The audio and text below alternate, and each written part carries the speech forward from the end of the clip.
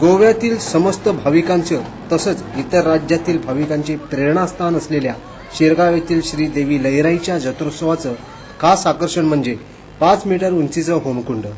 शेकडो वर्षापासून या गावात साजरा होणाऱ्या देवीच्या जत्रोत्सवात ज्याप्रमाणे मंदिरातील व इतर सर्व कामांच्या गावातील प्रत्येक कुटुंबाला मान आहे, त्याचप्रमाणे या जत्रोत्सवातील आकर्षण ठरलेल्या होमकुंडाच्या रचनेचा मान या गावातील होमखंडी या कुटुंबास देण्यात आला आहे। इतके धोंड येतात, इतके होणार कमीत कमी 4.5 लाख धोंड आहात आणि मागात 10 वर्ष झाले हांगा पूण 21 दीस त्रास सांगना की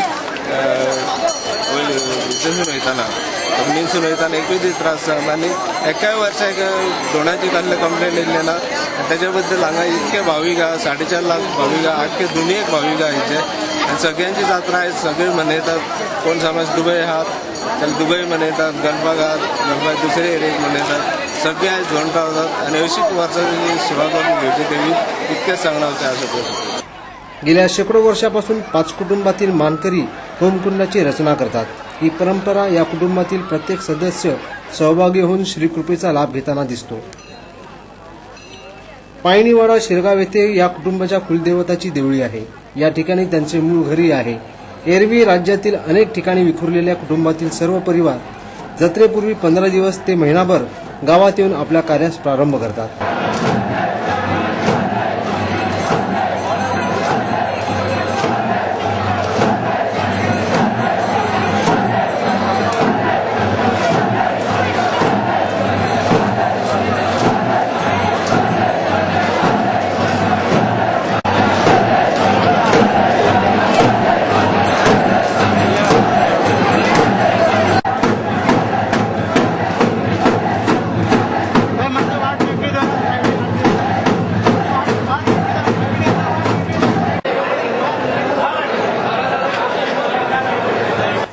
जत्रेपूर्वीपासून या होमकुंडाच्या रचनेसाठी लागणारी जळाऊ लाकडे मये तलावाच्या वरच्या बाजूने असलेल्या कावळेरान जंगलातून उपलब्ध करून घेतली जातात।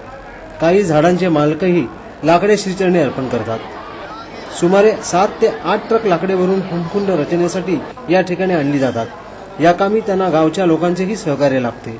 त्याचप्रमाणे देवी लईराईकडे आपल्या मनोकामनाची मागणी करणाऱ्या भाविकांकडूनही नवसफेड म्हणून लहान मोठ्या लाकडांच्या मुळ्या श्रीचरणी अर्पण केल्या जातात।